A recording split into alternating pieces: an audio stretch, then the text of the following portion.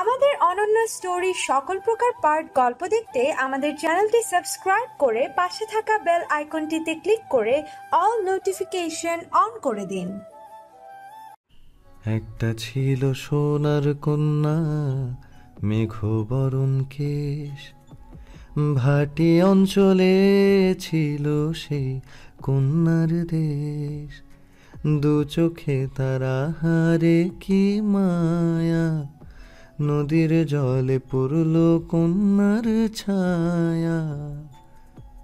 তাহার কথা বলি, তাহার কথা বলতে বলতে নাও দৌড়াইয়া চলি।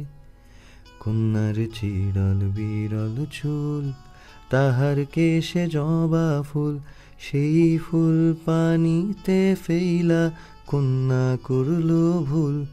কন্যা ভুল করিস না, ও কন্যা ভুল করিস না, আমি ভুল করা কন্যার লগে কথা বলবো না।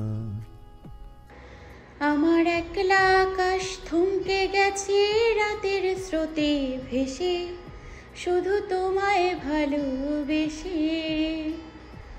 আমার দিনগুলো সব রং চিনেছে তোমার কাছে এসে, শুধু তোমায় ভালোবেসে। তুমি চোখ মেললেই ফুল ফুটেছে আমার ছাদে এসে, ভোরের শিশির ঠোঁট ছুঁয়ে যায় তোমায় ভালোবেসে। আমার একলা আকাশ থমকে গেছে রাতের স্রোতে ভেসে, শুধু তোমায় ভালোবেসে। আর কি কি জানেন আপনি? এখন যে আমি খুব বিরক্ত বোধ করছি, এটা জানেন আপনি? এটাও জানি, চিন্তার কিচ্ছু নেই। প্রথম প্রথম সবারই একটু আনইজি লাগে, ধীরে ধীরে সব ঠিক হয়ে যায়। এক সময় এমন হবে যে তুমি আমার বুক ছাড়া ঘুমোতেই চাইবে না। ততদিনে অবশ্য আমাদের মাঝে লিটল প্রিন্সেস চলে আসবে। বাট ডোন্ট ওয়ারি, আমি ম্যানেজ করে নেব। নীলিমা মনে মনে বলছে, এই পাগলটা দেখছি বাচ্চা পর্যন্ত চলে গেছে। যেখানে আমি ওনাকে কখনো মেনেই নিব না, সেখানে আমি নাকি তার এই পাথরের মতো শক্ত বুকে ঘুমোতে চাইব। কখনোই না, মরে গেলেও না। হয়েছে, আমাকে বকা বাদ দিয়ে এখন ঘুমিয়ে পড়ো, নইলে তোমার এই নরম তুলতুলে শরীরটাকে স্যান্ডউইচ বানিয়ে খেতে আমার বেশি সময় লাগবে না। আর হ্যাঁ, জোড়াজুড়ি করলে আমি আরও শক্ত করে জড়িয়ে ধরবো, তখন অনুরোধ করলেও কাজ হবে না। বোঝোই তো, আমি পুরুষ মানুষ আর তুমি নরম তুলতুলে ব্লু বার্ড। সো এখন ঘুমাও, সকালে আমার অফিস যেতে হবে, ইম্পর্টেন্ট মিটিং আছে। নীলিমা মনে মনে বলল, ইস, আসছে আমার পুরুষ মানুষ। শালা তুই তো একটা সাইকো, আমার জীবনটাকেই তেজপাতা বানিয়ে দিলি। ধুর, এইসব আমি কি ভাবছি। চাইলেই জীবনটাকে আবার সুন্দর করে গড়ে তুলতে পারবো, তবে এই সব ভেবে আমি আর সাইকো হতে চাই না। দেখা যাবে ঘরের মধ্যে দুই পাগলের মেলা বসবে। আপাতত এই সাইকোটার পাথর বুকেই ঘুম দেই। যদিও নরম তুলতুলে বালিশ ছাড়া ঘুমোতে পারি না, ক্লান্তির ঘুম রাস্তার পাশেও খুব সুন্দর হয়। নইলে ফুটপাতে থাকা মানুষগুলো এত কোলাহল, গাড়ির হর্ন থাকার পরেও বেঘরে ঘুমোতে পারতো না। যেই ভাবা সেই কাজ। নীলিমা চোখ বুঝতেই ঘুমের দেশে পাড়ি জমালো। নীলিমার সারা শব্দ না পেয়ে মেহেরান বুঝতে পারল যে সে ঘুমিয়ে গিয়েছে। মেহেরান নীলিমার মাথায় আলতো করে চুমু দিয়ে এক মনে বলল, আমার থেকে পালিয়ে যাওয়ার চিন্তা মাথায় আনলেও ছেড়ে ফেলো ব্লুবার্ড। তোমার এমন অবস্থা করবো যে আমার থেকে পালানোর কথা কখনো মাথায় আনতে পারবে না। Just wait and watch. কথাগুলো ভেবে মেহেরান তার লোমশ বুকে নীলিমার উষ্ণ নিঃশ্বাস অনুভব করতে করতে ঘুমিয়ে গেল। সকাল 9টা বাজে 30 মিনিট। অ্যালার্মের শব্দে ঘুম ভেঙে গেল নীলিমার। যদিও অ্যালার্মের শব্দটা আস্তে ছিল, তবুও নীলিমার খুব সকালে ঘুম থেকে উঠে হাঁটাহাঁটি করার অভ্যাস।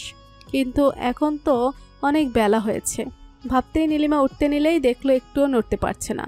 তার উপর গালে আর কানে সুরসুরি অনুভব করছে। নীলিমার একটা অভ্যাস আছে, সুরসুরি লাগলেই ও খুব জোরে হেসে দেয়। তাই এইবারও তার ব্যতিক্রম হলো না। নীলিমা খিলখিল করে হেসে উঠল। নীলিমার হাসির শব্দে ঘুম ভেঙে গেল মেহেরানের। চোখ কষলে নীলিমার দিকে তাকিয়ে ভাবল, সকাল সকালে এই মেয়েকে কেউ লাফিং গ্যাস ছুড়ল নাকি? এ তো দেখছি পাগলের মতো হাসছে। মেহেরান চোখ কষলে আবার তাকে হাসির কারণ বুঝতে পেরে নিজেই হেসে দিল। মেহেরান নীলিমার মাথায় আলতো করে চুমু দিল। হঠাৎ এইরকম হয় নীলিমার হাসি থেমে গিয়ে ধরফরিয়ে উঠে বসল।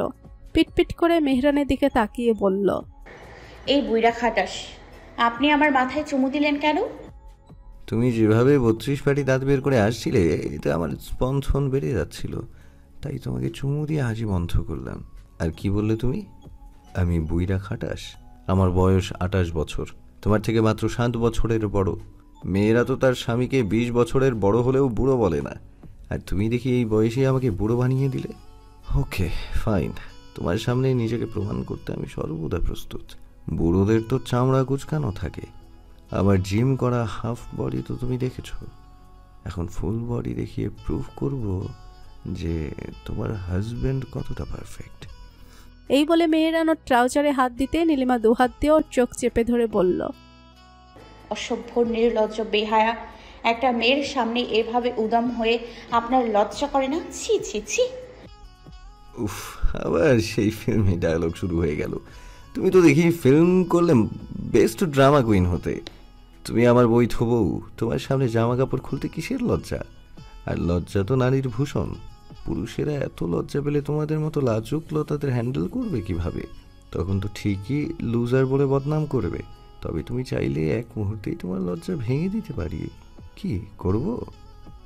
নীলিমা চোখের ওপর থেকে হাত সরিয়ে বলল, আচ্ছা, আপনি কি সবসময় নেগেটিভ চিন্তা ছাড়া আর কিছু করতে পারেন না? যতক্ষণ আমার সামনে থাকেন নেগেটিভ কথা বলে আমার মাথাটা নষ্ট করে দেন। আপনি সত্যি একটা নটি বয়। আর তুমি একটা hottie girl, my sweet hot blue bird. Meheran নীলিমার কানের কাছে এসে হাস্কি ভয়েসে বলল। নীলিমা এবার কান চেপে ধরে বলল, উফ, প্লিজ থামবেন আপনি। আপনার মতো আমি সাইকো হতে চাই না। আমি এখন ওয়াশরুমে যাব। এখন আবার আমার পিছু পিছু ওয়াশরুমে আসবেন না প্লিজ। এই বলে নীলিমা হন হন করে ওয়াশরুমে চলে গেল। মেহেরান ফিচেল হেসে নীলিমার জন্য ব্রেকফাস্ট বানাতে চলে গেল। মেহেরানের এই বাসায় আগে দুজন কাজের লোক ছিল, কিন্তু নীলিমাকে এই বাসায় নিয়ে আসার আগে দুজনকে অফিসে নিয়ে গেছে, সেখানেই তারা কাজ করে। এরপর থেকে মেহেরান নিজেই সব রান্না করে, ক্লিন করে। মেহেরান এগুলোতে অভ্যস্ত, কারণ 12 বছর বয়স থেকে মেহেরান বিদেশে বড় হয়েছে, তাই একা একা কাজ করার অভ্যাস তার আছে। মেহেরান নীলিমাকে কারো নজরেই পড়তে দিতে চায় না, তাই নিজেই সব করে। নীলিমা 30 মিনিট শাওয়ার নেওয়ার পর ওয়াশরুম থেকে বের হয়ে দেখলো টি টেবিলে প্লেট ভর্তি বিরিয়ানি, কিন্তু গতকালের মতো সুগন্ধ নেই। নীলিমা বিরিয়ানির প্লেট নাকের কাছে নিল ঘ্রাণ নেওয়ার জন্য, কিন্তু তাও পেল না। ওর কাছে বিষয়টা খুব অদ্ভুত লাগলো। ও ভাবলো, এটা তো গতকালকের বিরিয়ানি হতেই পারে না। মনে হয় সাইকোটা নতুন করে রান্না করছে, কিন্তু এমন কেন? কেমন যেন জঘন্য ফ্লেভার পাচ্ছি। না দেখতে সুন্দর, আর না ঘ্রাণ। এইসব ভেবে ড্রেসিং টেবিলের সামনে গিয়ে নীলিমা মাথার চুলগুলো মুছল। আয়নায় তাকিয়ে দেখলো পেছনে একটি ট্রে নিয়ে মেহেরান দাঁড়িয়ে আছে, মুখে সেই পাগল করা মুস্কি হাসি।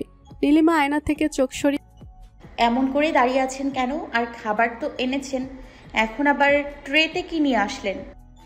আমার জন্য oil free vegetable and Thai soup, আর তুমি খাবে বিরিয়ানি। নীলিমা তোয়ালে একপাশে রেখে বিছানায় বসে বলল, সকাল সকাল ওইসব অয়েল ফ্রি ছাইপাশ গিলতে আপনার আনিজি লাগে না? আমি তো অয়েলি খাবার ছাড়া খেতেই পারি না, যেমন ধরুন বিরিয়ানি। এই বলে নীলিমা বিরিয়ানির প্লেট হাতে নিয়ে এক লোকমা মুখে দিতেই ওর চোখ জোড়া বড় বড় হয়ে গেল। নীলিমার এই অবস্থা দেখে মেহেরান ঠোঁট টিপে হাসছে, কোনো রকম হাসি আটকে রেখে বলল, আরে আরে, কি হলো তোমার? তোমার চোখ দুটো অমন রসগোল্লার মতো বড় বড় হয়ে গেল কেন? ও, মনে হয় খাবার গলায় গিয়ে ঠেকেছে। তুমিও না এখনো বাচ্চাই রয়ে গেলে, খাবারটাও ঠিক মতো খেতে পারো না। নাও পানি খাও। নীলিমা পুরো লোকমাটাই মুখ থেকে ফেলে দিয়ে গ্লাসে থাকা পানি ঢকঢক করে গিলে ফেলল। নীলিমার চোখ মুখ লাল হয়ে গেছে, ওকে দেখতে পুরো রেড চেরি ফলের মতো লাগছে। মেহেরানের দিকে রাগে দৃষ্টিতে তাকিয়ে বলল, এটা কি রান্না করেছেন আপনি? এরকম জঘন্য বিরিয়ানি আমি কখনোই খাইনি। আর এত ঝাল দিয়েছেন কেন? আপনি জানেন না আমি একদম বেশি ঝাল খেতে পারি না। কেন জান পাখি, এই জঘন্য বিরিয়ানি তো তুমি গতকাল রাতে গো গ্রাসে গিলছিলে, তাই তো আজ কত কষ্ট করে আবার বিরিয়ানি রান্না করলাম। তাহলে আজ কি সমস্যা হলো? সামান্য কথা বলছেন। কালকের বিরিয়ানির সাথে আজকেরটার রাত দিন তফাৎ। কালকের বিরিয়ানি ছিল রেস্টুরেন্ট ফেল, আর আজকেরটা মনে হয় কোনো পশু পাখিও মুখে দিতে পারবে না। ছি! মেহেরান নীলিমার কথা শুনে হো হো করে হেসে দিয়ে বলল, ও এই ব্যাপার। এর মানে তুমি স্বীকার করছো যে গতকালকের বিরিয়ানিটা বেস্ট ছিল। তাহলে গতকাল রাতে তো জঘন্য বিরিয়ানি বলে চিৎকার করছিলে।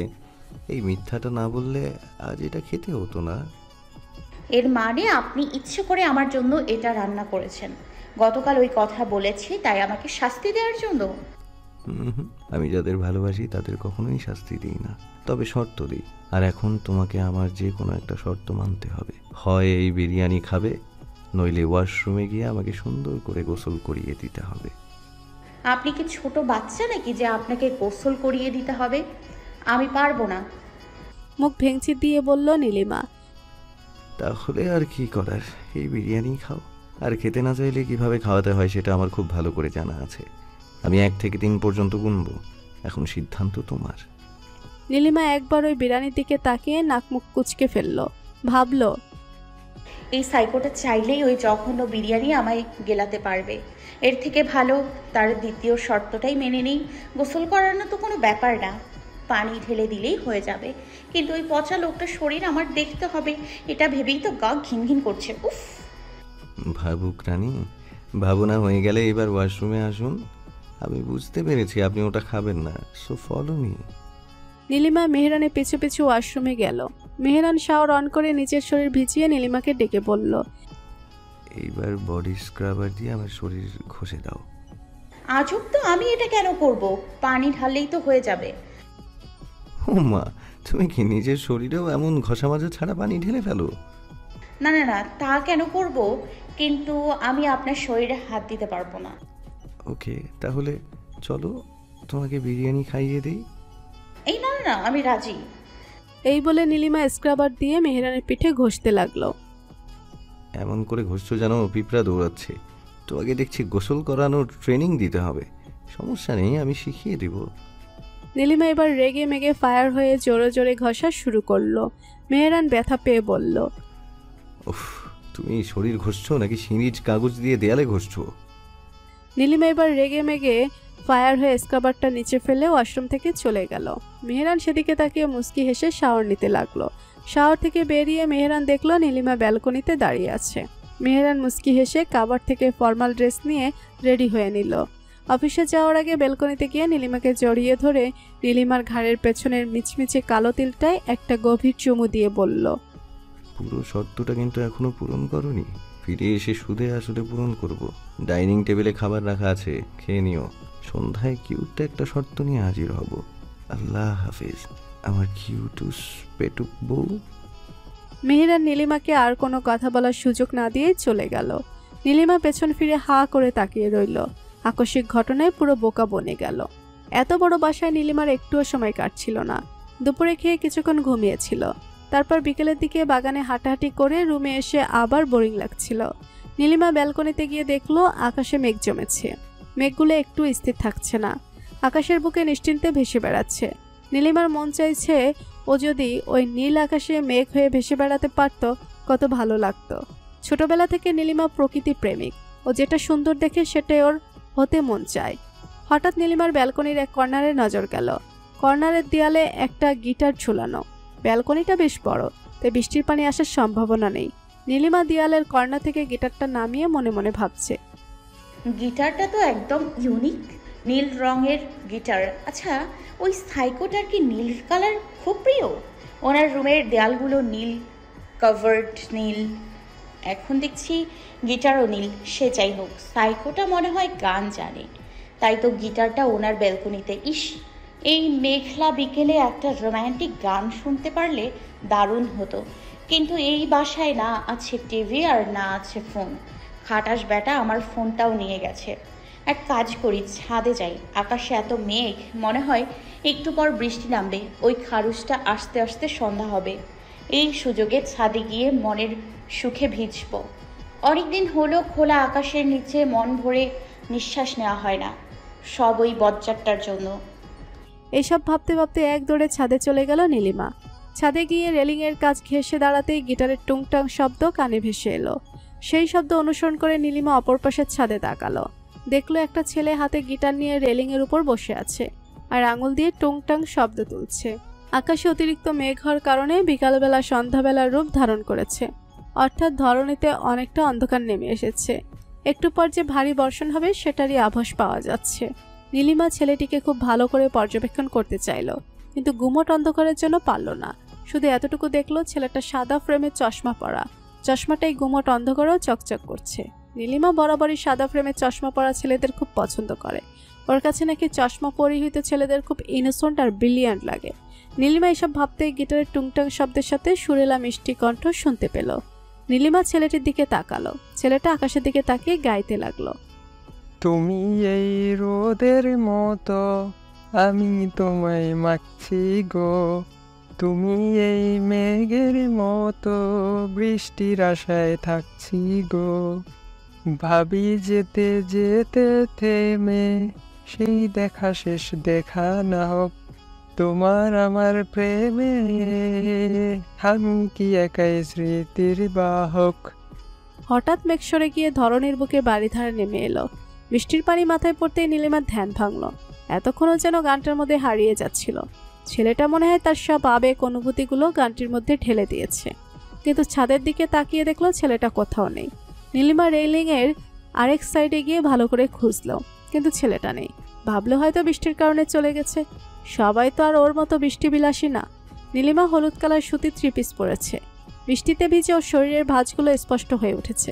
পেটে হঠাৎ করে স্পর্শ পেতেই হকচকিয়ে উঠল নীলিমা। পেছন ফিরে তাকাতেই দেখলো মেহরান ঘোর লাগা দৃষ্টিতে নীলিমাকে দেখছে। ওর চোখ জোড়া ভয়ঙ্কর রকমের লাল। আকাশে বিদ্যুৎ চমকানোতে মেহরানের লাল চোখ জোড়া যেন আরও ভয়ঙ্কর লাগছে। মেহরান কিছুক্ষণ আগেই অফিস থেকে এসেছে। রুমে এসে যখন নীলিমাকে না পেল, তার আত্মা যেন বের হয়ে যাওয়ার উপক্রম হলো। পুরো বাসা তন্ন তন্ন করে খুঁজে তার মনে হলো ছাদে খোঁজা হয়নি। মেহরানের হঠাৎ মনে হলো বৃষ্টি নীলিমার খুব পছন্দ করে। হতে পারে ছাদে গিয়ে বৃষ্টিতে ভিজছে। তাই মেহরান এক দৌড়ে ছাদে চলে এলো। ছাদে এসে দেখলো নীলিমা বৃষ্টিতে ভিজে জুবুথুবু হয়ে আছে আর অপোজিট ছাদের দিকে বারবার তাকাচ্ছে। মেহরানের একটু খটকা লাগলো, তাই ধীর পা এগিয়ে গিয়ে পেছন থেকে সরাসরি ওর পেটে হাত রাখলো। মেহরান গম্ভীর কণ্ঠে নীলিমাকে প্রশ্ন করলো, এখানে কি করছিলে? আর ওই ছাদের দিকে তাকিয়ে কি খুঁজছো? মেহরানের এহেন প্রশ্নে নীলিমা ভেবাচাকা খেয়ে গেল। ভাবলো, এই সাইকোটা কিভাবে দেখলো আমি ওই ছাদের দিকে তাকিয়েছিলাম? নিশ্চয়ই কিছুক্ষণ আগে এসছে। ভাগ্যিস ছেলেটা চলে গেছে, নইলে আজ বেচারার কপালে দুঃখ ছিল। কি হলো, কিছু বলছো না কেন?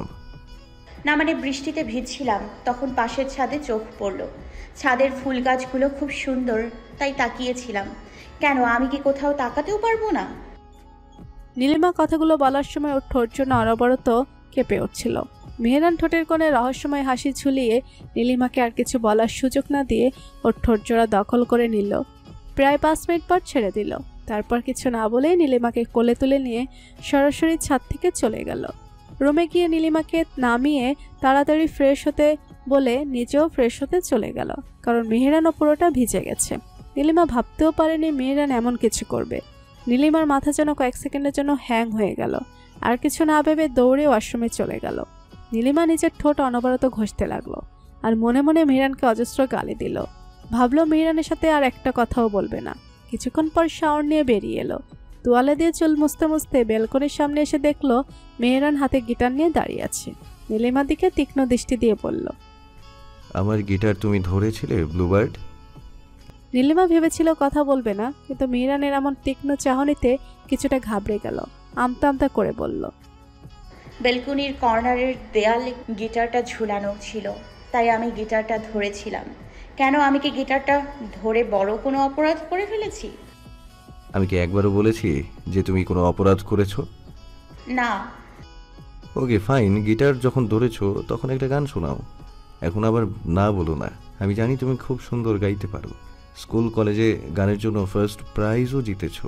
তাই ভনিতা না করে একটা গান গাও। এই শ্রাবণ মেঘের সন্ধ্যায় তোমার মিষ্টি মুখ থেকে মিষ্টি ভয়েসে গান শুনতে ইচ্ছা করছে। আমি গিটারে সুর ধরছি, তুমি গান করো। আপনি বললেই আমি গাইবো নাকি? আমার এখন মুড নেই। মেয়েকে রাগ দেখিয়ে বলল নীলিমা। তোমাকে আমি জিজ্ঞেস করেছি যে তোমার মুড আছে কি না? আমি বলেছি তাই তুমি গাইবে। এখন যদি না গাও তাহলে একটা শর্ত আছে। নীলিমা ভুরু কুচকে তাকিয়ে জিজ্ঞেস করলো, কি শর্ত? মেহেরান কিঞ্চিত ঠোঁট প্রসারিত করে বলল, ছাদে দেয়া লিপ কিসের রিপ্লাই দিতে হবে। যেমন করে আমি তোমাকে ডিপলি কিস করেছি, তোমাকেও তেমন ভাবে করতে হবে। আর যদি সেটা না পারো তাহলে আজ রাতে অসংখ্য কিসের জন্য রেডি থাকো। এমনিতেই বাইরে বৃষ্টি, আর সামনে তোমার মতো মনমোহনী, কিছুতেই নিজেকে কন্ট্রোল করতে পারছি না। কি শর্তে তুমি রাজি? নীলিমা মনে মনে বলল, এই লুচু ব্যাটার শর্তের জ্বালায় কবে যেন আমি পাগল হয়ে যাব। এই খারুশ ব্যাটাকে লিপকিস করা তো অসম্ভব, তবে গান তো গাওয়াই যায়। ভেতরে যতই বলি মুড নেই, কিন্তু বাইরে মুষলধারে বৃষ্টি হচ্ছে, মনটাই যেন নেচে উঠছে। তার ওপর সামনে গিটার, গান গাওয়ার লোভটাই তো সামলাতে পারছি না। এক কাজ করি, রাজি হয়ে যাই। নীলিমা গলা খাকারি দিয়ে বলল। আমি রাজি। মেহেরান নীলিমার উত্তরটা জানতো, তাই ফটাফট বলে উঠল, ওকে, কিন্তু সুন্দর করে গাইতে হবে, ফাটা বাঁশের মতো যেন না হয়। নীলিমা মুখটা হালকা ভেঙচি দিয়ে বলল, ঠিক আছে, আপনি শ্রেয়া ঘোষালের আমার একলা আকাশ গানের সুর ধরুন, ওটা আমার ফেভারিট গান, এটাই গাইব। মেহেরান মুচকি ঘেঁষে গিটারের তারে কম্পন তৈরি করলো। নীলিমা চোখ বন্ধ করে ফেলল। নীলিমার আরেকটা স্বভাব হলো গান গাওয়ার সময় ও কারো দিকে তাকাতে পারে না, তাহলেই হেসে দেয়। গান গাওয়ার সময় ওর নাকি সামনে মানুষ দেখলে খুব হাসি পায়। নীলিমা গান শুরু করলো। আমার একলা আকাশ থমকে গেছে রাতের স্রোতে ভেসে, শুধু তোমায় ভালোবেসে। আমার দিনগুলো সব রং চিনেছে তোমার কাছে এসে, শুধু তোমায় ভালোবেসে। তুমি চোখ মেললেই ফুল ফুটেছে আমার ছাদে এসে, ভোরের শিশির ঠোঁট ছুঁয়ে যায় তোমায় ভালোবেসে। আমার একলা আকাশ থমকে গেছে রাতের স্রোতে ভেসে, শুধু তোমায় ভালোবেসে। গান গাওয়ার মধ্যেই নীলিমা হঠাৎ চোখ খুলে ফেলল। সামনে তাকিয়ে দেখলো মেহেরান ওর দিকে মুগ্ধ চোখে তাকিয়ে গিটার বাজাচ্ছে। নীলিমা এবার খিলখিল করে হেসে দিল। হাসির শব্দে মেহেরান ঘর থেকে বেরিয়ে এলো, বলল, কি হলো, হেসে দিলে কেন? গানটা তো দারুণ গাইছিলে। নীলিমা হাসি থামিয়ে বলল, আসলে আমি চোখ বন্ধ করে গান গাই, চোখ খুলে কাউকে সামনে দেখলে হেসে ফেলি। বলতে পারেন এটা আমার একটা ব্যাড হ্যাবিট, কিন্তু আমি আর এখন গান গাইতে পারবো না। মেহেরান কয়েক সেকেন্ড চুপ করে থেকে আকাশের দিকে তাকালো। বৃষ্টি কিছুটা কমে এসেছে। আজ সকাল থেকেই তীব্র গরম পড়েছিল। বিকালের রিমঝিম বৃষ্টি যেন প্রকৃতিকে শীতল করে ফেলেছে। মেহেরানকে অনুসরণ করে নীলিমা আকাশের দিকে তাকালো। ব্যালকনি থেকে আকাশটা খুব ভালোভাবে দেখা যায়। মেহেরান হঠাৎ বলে উঠল, একটা গান শুনবে ব্লুবার্ড? মেহেরানের মুখে গান শোনার কথা শুনে নীলিমা খুব অবাক হয়ে গেল। ও ভাবতেই পারেনি যে এই গোমরামুখ লোকটা ওকে গান শোনাতে চাইবে। নীলিমার তো সেই বিকেল থেকে মেহেরানের কণ্ঠে গান শোনার জন্য মনটা ব্যাকুল হয়ে আছে, কিন্তু তাকে বলার সাহস পায়নি। মেহেরানের মুখে গান শোনানোর কথা শুনে ভাবল এত মেঘ না চাইতেই বৃষ্টি। নীলিমা গলা খাকারি দিয়ে বলল, ওকে শুনবো, কিন্তু কোনো শর্ত দিতে পারবেন না। মানে আমাকে গান শুনিয়ে আবার উল্টাপাল্টা শর্ত দিয়ে বলবেন না যে গান শুনিয়েছি এখন এই শর্ত মানতে হবে। নীলিমার কথায় মেহেরান হো হো করে হেসে উঠল। তারপর নীলিমার দিকে তাকালো। ভেজা চুল থেকে শ্যাম্পুর সুঘ্রাণ ভেসে আসছে। গোলাপি অধৈর্যগোল চুম্বকের মতো টানছে। ধূসর রঙের চোখ জোড়া ড্যাব ড্যাব করে মেহেরানের দিকে তাকিয়ে আছে। মেহেরান শুকনো ঢোক গিলে মুস্কি হাসি দিয়ে বলল, তুমি সত্যি একটা লিটল ব্লুবার্ড। মেহেরান গিটারের তারে কম্পন তুলে গান ধরল। একটা ছিল সোনার কন্যা, মেঘ বরণ কেশ, ভাটি অঞ্চলে ছিল সেই কন্যার দেশ। দু চোখে তারা হারে কি মায়া, নদীর জলে পড়ল কন্যার ছায়া। তাহার কথা বলি, তাহার কথা বলতে বলতে নাও দৌড়াইয়া চলি। কন্যার চিরল বিরল চুল, তাহার কেশে জবা ফুল, সেই ফুল পানিতে ফেইলা কন্যা করল ভুল। কন্যা ভুল করিস না, ও কন্যা ভুল করিস না, আমি ভুল করা কন্যার লগে কথা বলবো না। মেহেরান পুরো গানটি শেষ করে নীলিমার দিকে তাকিয়ে দেখলো নীলিমা ওর দিকে হা করে তাকিয়ে আছে। মেহেরান একটা চুটকি দিয়ে বলল, হে কি ব্লুবার্ড, এমন হা করে তাকিয়ে আছো কেন? মশা ঢুকে যাবে তো। মেহেরানের কথা শুনে নীলিমার ঘোর কাটলো। নীলিমা বলে উঠল, আপনি এত সুন্দর গান করেন। আপনি তো দেখছি রিয়েল সিঙ্গারদের থেকে কোনো অংশে কম না, অসাধারণ গেয়েছেন। গানের ক্ষেত্রে আমি কোনো শত্রুকেও কম্প্রোমাইজ করি না, but really your voice is unique, mind blowing. নীলিমার মুখে এত সুন্দর করে প্রশংসা শুনে মেহেরান খুব খুশি হয়ে গেল। এত খুশি মনে হয় সে কখনোই হয়নি। অবশ্য এর আগেও তার গানের ভয়েসের জন্য অনেক প্রশংসা পেয়েছে, কিন্তু প্রিয়তমার মুখে প্রশংসার বাণীগুলো যেন তার শরীরে অন্যরকম শিহরণ জাগিয়ে তুলল। মেহেরান মুস্কি হাসি দিয়ে বলল, আরে বাহ, তুমি তো দেখছি দারুণ কমেন্ট করতে পারো। যাক, এতদিনে তোমার মুখ থেকে নিজের একটা গুণের প্রশংসা শুনতে পেরে খুব ভালো লাগলো। অবশেষে তুমি আমার একটা জিনিস তো পছন্দ করলে। তবে তোমার ভয়েস আরও বেশি সুন্দর। তুমি যেভাবে মিষ্টি করে গান গাও, সেভাবে যদি আমার সাথে কথা বলতে তাহলে কতই না ভালো লাগতো। কিন্তু আমার সাথে কথা বলার সময় মনে হয় কণ্ঠনালীতে ফাটা বাঁশ সেটিং করে নাও। By the way, you look beautiful now. Really you are natural beautiful bluebird. Nilima নিজের রূপের প্রশংসা অনেকবার শুনেছে, এমনকি কলেজে কয়েকটা ছেলে ওকে নিয়ে শায়ারি লিখেও প্রপোজ করেছে। তবুও নীলিমার কখনো এতটা ভালো লাগেনি যতটা না মেহেরান করলে ভালো লাগে। মেহেরান যখন সফট ভয়েসে ওর কাছে এসে ওর প্রশংসা করে, তখন নীলিমার শিরা উপশিরায় তীব্র কম্পন হতে থাকে। তবে সেটা ভালো লাগার কম্পন। কেন এমন হয় নীলিমা নিজেও জানে না। এই যে ভাবুক রানী, অনেক সময় হয়ে গেছে, আমরা বেলকনিতে বসে আছি। এখন তো তোমার ক্ষুধা লাগার কথা। তাড়াতাড়ি খেয়ে ঘুমাও, আমিও ঘুমিয়ে পড়ব। আগামীকাল সকালে অনেক কাজ করতে হবে। আগামীকাল তো শুক্রবার, তাহলে কি কাজ আছে? এই বলে মেহেরান খাবার আনতে নিচে চলে গেল। নীলিমা বিছানায় বসে রইল। এই বাসায় আসার পর থেকে মেহেরান নীলিমাকে একদিনও ডাইনিং টেবিলে খাবার খেতে নিয়ে যায়নি, সবসময় বিছানায় খাবার দেয়। অবশ্য নীলিমা এতে বেশ কমফোর্টেবল ফিল করে, কারণ নিজের বাসায় থাকাকালীনও বিছানায় বসেই খেত। ডাইনিং টেবিলে বসে খেতে ওর নাকি বিরক্ত লাগে। নীলিমা ভাবল, হয়তোবা সাইকোটা আমার এই অভ্যাস সম্পর্কে জানে। মেহেরান খাবার নিয়ে এলো। দুজনের রাতের খাবার কমপ্লিট করলো।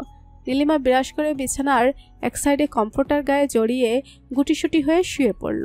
মেহেরান নীলিমাকে এভাবে শুয়ে থাকতে দেখে মুচকি হেসে নিচে ওর পাশে শুয়ে পড়ল। আজ আর কোনো মজা করলো না, কারণ আগামীকাল খুব সকালে উঠতে হবে। পাখির কিচিমিচিরের শব্দে ঘুম ভাঙল নীলিমার। ঘুম থেকে উঠে দেখলো সকাল 11টা বাজে। নীলিমার চক্ষু তো চড়ক গাছ, এত বেলা পর্যন্ত কখনো ঘুমায় না, আর আজ অ্যালার্মও বাজেনি। নীলিমা হাই তুলে বিছানা থেকে উঠতে মেহেরানের সফট ভয়েসে গুড মর্নিং শুনতে পেল। নীলিমা মেহেরানকে দেখে মুচকি হাসি দিয়ে গুড মর্নিং বলল। মেহেরান নীলিমার দিকে তাকিয়ে বলল, কি ঘুমকুমারী, ঘুম হয়েছে? ভালো, কিন্তু আমি এত বেলা পর্যন্ত ঘুমাই না। আজ কিভাবে এতক্ষণ ঘুমালাম বুঝতে পারছি না। বুঝবে কিভাবে? গতকাল রাতে যে তোমার খাবারে ঘুমের ওষুধ মিশিয়ে দিয়েছি, তাই তো এতক্ষণ ঘুমোলে। নইলে তো সকাল সকাল ঘুম থেকে উঠে এক ঝাঁক প্রশ্ন করে আমার মাথা খেয়ে ফেলতে। মেহেরান মনে মনে কথাগুলো বলে মুচকি হাসি দিল। নীলিমাকে বলল, মনে হয় কাল রাতে যেহেতু বৃষ্টি হয়েছে আর ঠান্ডাও ছিল, তাই তুমি আরাম করে এতক্ষণ ঘুমালে। আচ্ছা, আমি খাবার আনছি, তুমি ফ্রেশ হয়ে নাও, আজ অনেক কাজ আছে। নীলিমা ভুরু কুচকে বলল, গতকাল থেকে শুধু কাজ আর কাজ করছেন। কি কাজ আছে সেটা তো বললেন না। বেশি কথা বলা আমি একদম পছন্দ করি না। ফ্রেশ হয়ে বেলকনিতে গিয়ে চুপচাপ বসে থাকো। আজ তুমি বেলকনিতে ব্রেকফাস্ট করবে। মানে? মেহেরান গম্ভীর কণ্ঠে বলল। মেহেরান নীলিমার কথার জবাব না দিয়ে নিচে চলে গেল। নীলিমা বেচারি আর কি করবে, ফ্রেশ হয়ে ব্যালকনিতে চলে গেল। দেখলো সেখানে টি টেবিল আর একটা চেয়ার রাখা। নীলিমা চেয়ারে বসে পড়ল। মেহেরান খাবার এনে সার্ভ করতে করতে বলল, আমি খেয়েছি, তুমি তাড়াতাড়ি খেয়ে দাও। 10 মিনিট সময় দিলাম। 10 মিনিটে কিভাবে খাবো? আমি থাই স্যুপ আর স্যান্ডউইচ খেতে নিশ্চয়ই 10 মিনিটের বেশি সময় লাগবে না। নীলিমার কথা বাড়ালো না, কারণ ও জানে মেহেরানের কথা না শুনলে আবার একটা উদ্ভট শর্ত দিয়ে বসবে। তাই চুপচাপ খেয়ে নিল। মেহেরান মুচকি হাসি দিয়ে প্লেট আর টি টেবিলটা নিয়ে ব্যালকনির দরজা আটকে গেল। মেহেরানের এই কাণ্ডে নীলিমা অবাক হয়ে দরজার কাছে গিয়ে বলল, একে আপনি দরজা আটকালেন কেন? 30 মিনিট ওখানে চেয়ারে বসে থাকবে। এই বলে মেহেরান একটা কালো কাপড় ব্যালকনির থাইয়ের উপর দিয়ে দিল, যাতে নীলিমাকে দেখা না যায়। তারপর বলল, একটু পর এখানে এই ফার্নিচার নেওয়ার জন্য কিছু লোক আসবে, তুমি একটা কথাও বলবে না। যদি কোনো আওয়াজ শুনি তাহলে ফুল সজ্জাটা এখানেই সেরে ফেলবো। মেহেরানের কথা শুনে নীলিমা স্তব্ধ হয়ে গেল, মনে মনে ভাবল, সাইকোটা দেখছি রীতিমতো হুমকি দিচ্ছে। আজ আমি মেয়ে মানুষ বলে কিছু করতে পারছি না। যদি আমি ওই খচ্চর ব্যাটার মতো জিম করতাম তাহলে দেখিয়ে দিতাম এই আফরিন নীলিমা কি জিনিস। আচ্ছা, ফার্নিচারগুলো কেন নিয়ে যাবে? কিছুই তো মাথায় আসছে না। এই খারুসটা কি বাসা চেঞ্জ করে হিমালয় পর্বতে নিয়ে যাবে নাকি? কিন্তু হঠাৎ বাসা কেন চেঞ্জ করবে? রুমের ফার্নিচারগুলো নেওয়া শেষ হলে মেহেরান ব্যালকনির দরজা খুলে দিল। নীলিমা এতক্ষণ মনমরা হয়ে চেয়ারে বসেছিল। মেহেরানকে দেখে মুখ ভেঙচি দিয়ে বলল, বললেই পারতেন বাসা চেঞ্জ করবেন, এত অভিনয় করার কি ছিল? আমি কি বাসা পাল্টানো আটকে রাখতাম? তোমাকে আমার হাড়ে হাড়ে চেনা আছে। বাসা পাল্টানোর কথা শুনে তুমি আমায় প্রশ্ন করে পাগল করে ফেলতে, তাই বলিনি। আপনি তো এমনিতেই পাগল, নতুন করে আর কি পাগল হবেন? নীলিমা কথাগুলো মনে মনে বলল। তারপর মেহেরানকে জিজ্ঞেস করলো, আচ্ছা, হঠাৎ বাসা চেঞ্জ করবেন কেন? কোনো সমস্যা হয়েছে? মানে কথা নেই বাচ্চা নেই, বাসা চেঞ্জ করবেন, তাও আবার নিজের বাসা। আমরা কি তাহলে ভাড়া বাসায় উঠবো নাকি? নীলিমাকে আর কোনো কথা বলতে না দিয়ে মেহেরান ওর মুখ চেপে ধরে বলল, এই কারণেই গতকাল রাতে তোমাকে কিছু জানাইনি। বক বক করে মাথা খেয়ে ফেলবে, তাই এখন চুপচাপ আমার সাথে আসো। গাড়ি ভর্তি ফার্নিচার অলরেডি নতুন বাসায় চলে গিয়েছে। কথাগুলো বলে মেহেরান চলে গেল। নীলিমা ওর পেছনে চলে গেল। গাড়িতে বসে সিট বেল্ট লাগিয়ে নীলিমা রাস্তার দিকে তাকিয়ে রইল। ও মনে মনে পণ করেছে ভুলেও মেহেরানের দিকে তাকাবে না। মেহেরান গাড়িতে উঠে সিট বেল্ট লাগিয়ে ড্রাইভ করতে লাগলো। একবার নীলিমার দিকে তাকিয়ে মুচকি হাসলো। বুঝতে পারলো রাগ করেছে। নীলিমা একবারও তাকালো না, এক মনে কোলাহলপূর্ণ রাস্তার দিকে তাকিয়ে রইল। কিছুক্ষণ পর গাড়ি এসে থামলো একতলা বিশিষ্ট একটি গাড়ির সামনে। মেহেরান গাড়ি থেকে নেমে বাড়ির ভেতরে ঢুকলো। নীলিমা গাড়ি থেকে নেমে বাড়ির ভেতরটা খুব ভালোভাবে পর্যবেক্ষণ করলো। বাড়িটা শহর থেকে কিছুটা দূরে, কোনো কোলাহল নেই। ছোট্ট একটা বাগান আছে, বাগানে হরেক রকমের ফুল আছে। নীলিমার প্রিয় সূর্যমুখী ফুলও সেখানে স্থান পেয়েছে। নীলিমা ফুলগুলো দেখে খুব খুশি হয়ে গেল, ভাবলো, এই সাইকোটা কি এই বাড়িটা নতুন কিনেছে নাকি ভাড়া নিয়েছে? ধুর, আমি এসব কি ভাবছি। ভাড়া নিক বা কিনুক তাতে আমার কি? আমি এখানে থাকবোই বা কতদিন? সুযোগ বুঝে ঠিক পালাবো, ততদিন এই ফুল গাছগুলোর খুব যত্ন নিব। আচ্ছা, সাইকোটা এই গাছগুলো লাগাতে বলেছে নাকি বাড়ির মালিক নিজে লাগিয়েছে? তবে সব ফুলগুলোই আমার খুব প্রিয়। বুড়ো হয় তাহলে দাদু বলে ডাকবো, আর যদি ইয়াং হয় তাহলে আঙ্কেল বলে ডাকবো। নিশ্চয়ই বাড়ির মালিকের মনটা আমার মনের মতো পরিষ্কার। ওই গম্ভীর সাইকোর সাথে তো আর কথা বলতে পারি না। বাড়িওয়ালার সাথে জমিয়ে আড্ডা দেওয়া যাবে, তবে পাগলটা অফিসে যাওয়ার পর।